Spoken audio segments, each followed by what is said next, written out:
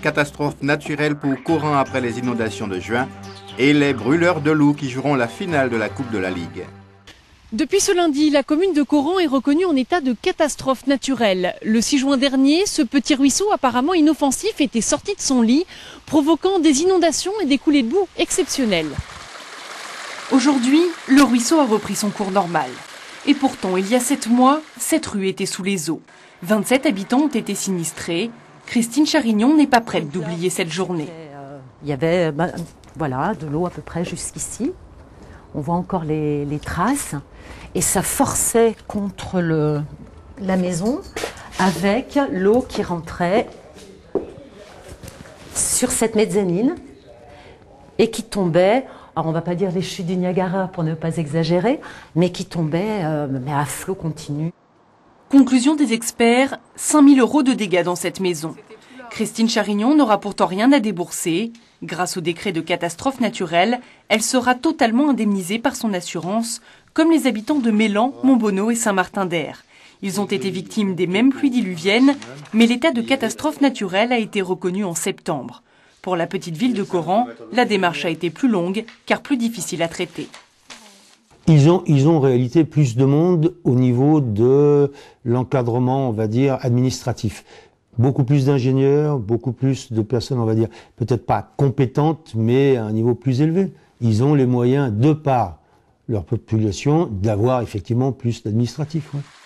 Un déluge d'eau et de boue, Coran n'avait pas connu de telles intempéries depuis 1850. Les élections cantonales de mars prochain, c'est parti pour les Verts Europe Écologie. Ils lancent leur campagne aujourd'hui. Leur projet est en ligne sur leur nouveau site internet. Un projet, mais pas encore de candidats officiels. Le 18 décembre, le nouveau parti qui veut respecter la parité élaborera une liste provisoire. En revanche, un objectif ambitieux déjà annoncé, être présent sur tous les cantons isérois. Et pas question de proposer des candidatures autonomes. Les Verts Europe Écologie sont en discussion avec le Parti socialiste pour construire une nouvelle majorité. Le PC et le Parti de gauche ont pour le moment refusé de s'associer. Bonsoir, dans la bulle ce soir, Christine Garnier, elle est présidente des Verts de l'Isère et aussi membre du bureau provisoire d'Europe Écologie. Alors ça semble toujours un peu compliqué chez vous. Où en est ce mouvement en Isère en tout cas? Nous sommes en cours de constitution du nouveau mouvement, donc une phase transitoire et qui se terminera normalement en janvier. Alors n'empêche que vous lancez les premiers, la campagne des prochaines cantonales qui se dérouleront en mars. Pourquoi? Tout d'abord, nous tenons à présenter le bilan de nos élus, puisque nous avons actuellement 3 élus écologistes au Conseil général. C'est un grand nombre pour nous. Et nous tenons à présenter tout le travail qu'ils ont pu faire de diffusion d'informations, d'avancées écologiques et d'avancées sociales. Alors quand on n'est pas dans la majorité proprement dite, qu'est-ce que c'est qu'un bilan? Nos élus sont dans la majorité, donc ils ont pu faire avancer... Par exemple, le dossier des déplacements, je crois qu'on peut dire que c'est grâce aux élus écologistes que la ligne de tram E jusqu'à Saint-Égrève va se faire maintenant, enfin. C'est grâce aux écologistes que des critères d'éco-conditionnalité vont être mis en place par le Conseil général pour les aides aux communes. Donc des critères sociaux et écologiques pour favoriser les projets qui vont dans ce sens dans les communes. Donc apparemment vous êtes satisfaite et pourtant vous évoquez aujourd'hui une nouvelle majorité. Vous voulez renverser M. Valini ou vous voulez bâtir quelque chose sur un autre socle politique? C'est pas un secret que nous avons eu aussi beaucoup de divergences avec les élus socialistes. Nous n'avons pas toujours été suivis. Donc ce que nous voulons, ce que nous essayons de construire, c'est une nouvelle majorité qui soit à la fois socialiste et vraiment écologiste et qui corresponde aux derniers résultats électoraux que nous avons eus. Alors vous êtes toujours en négociation avec le Parti socialiste pour ces cantonales. Vous en êtes où? Tout à fait. Nous sommes en discussion avec les différents partenaires de gauche et en particulier avec le Parti socialiste. Nous avançons sur un éventuel contrat de mandature sur lequel nous avons fait une nouvelle proposition récemment et nous avançons sur un accord électoral aussi. Alors, un mot d'abord sur Europe Écologie Vert. C'est un nom qui est toujours difficile à citer et à écrire à la télévision. Vous avez un éminent dirigeant qui a démissionné aujourd'hui, M. Besset. Est-ce que c'est une nouvelle crise? Il parle de guerre froide à l'intérieur de ce mouvement qui vient de se créer. Non, on est en train de créer un nouveau mouvement, nous sommes très nombreux. Il y a une personne qui a un petit coup de blues, je crois qu'il ne faut pas en dire plus, en faire plus que ce que c'est.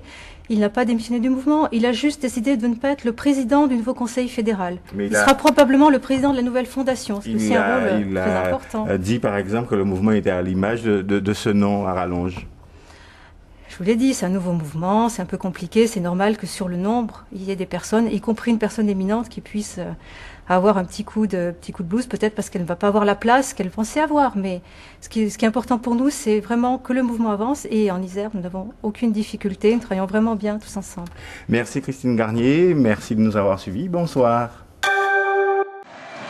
La joie des brûleurs de loups et de leurs supporters était à la mesure de l'exploit réalisé, de vaincre des Angevins qui dominent la Ligue Magnus et les avaient humiliés 4 jours plus tôt. Pourtant, la partie avait bien mal commencé pour les Grenoblois qui encaissaient un but après 7 minutes. Les Angevins développent alors un jeu plus alerte et plus fluide. Seulement ces Ducs d'Angers se sont vus trop beaux et tout en faisant le spectacle, ils vont aussi commettre des fautes grossières qui vont leur coûter 2 exclusions temporaires. Et à chaque fois, les brûleurs de loups vont profiter de cet avantage numérique pour scorer et mener 2-1 après le début du second tiers-temps. C'était pas de la chance, je pense que les 2 pénalités elles y sont. S'ils font des fautes, tant pis pour eux, il faut qu'ils les payent, c'est tout. Ils les ont payés ce soir. Et ce sera le tournant de la partie car dès lors les Grenoblois seront galvanisés et vont inscrire encore 2 buts pour se mettre définitivement à l'abri. La réaction de nos joueurs, hein, je l'ai tout le temps dit, ils ont du caractère, puis ils l'ont montré ce soir, puis c'était incroyable. 4-1, les brûleurs de loups se sont ainsi qualifiés pour la finale d'une compétition qu'ils ont déjà remportée par 2 fois, en 2007 et 2009. Ils y rencontreront Briançon. L'espace Aragon de Villarbonneau accueille le travail photographique d'Ilan Ginsbourg. Cet Isérois a posé un regard émouvant sur les sanatoriums de Saint-Hilaire-du-Touvet, fermés il y a 2 ans.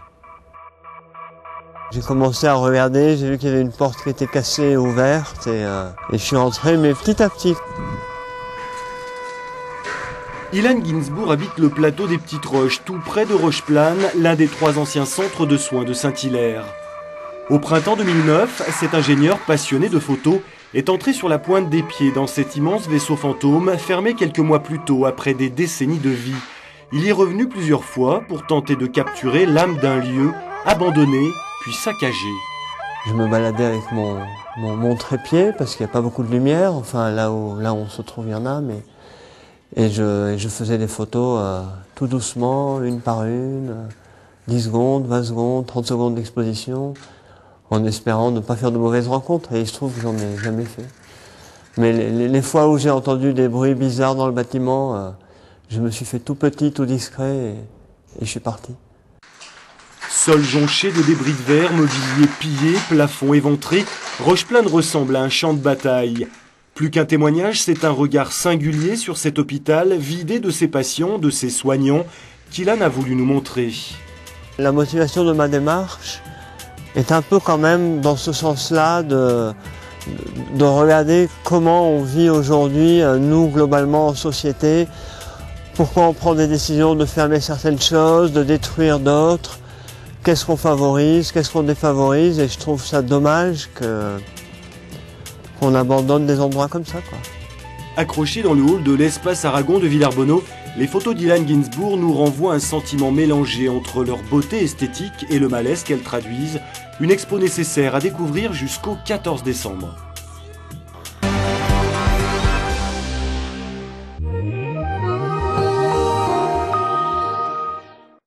Bonsoir, demain matin, changement de temps, des nuages et quelques flocons sur les montagnes. Sous l'effet du vent de nord, il fera froid. Avec des minimales de -5 à 0 degrés, au fil des heures, le ciel se dégagera avec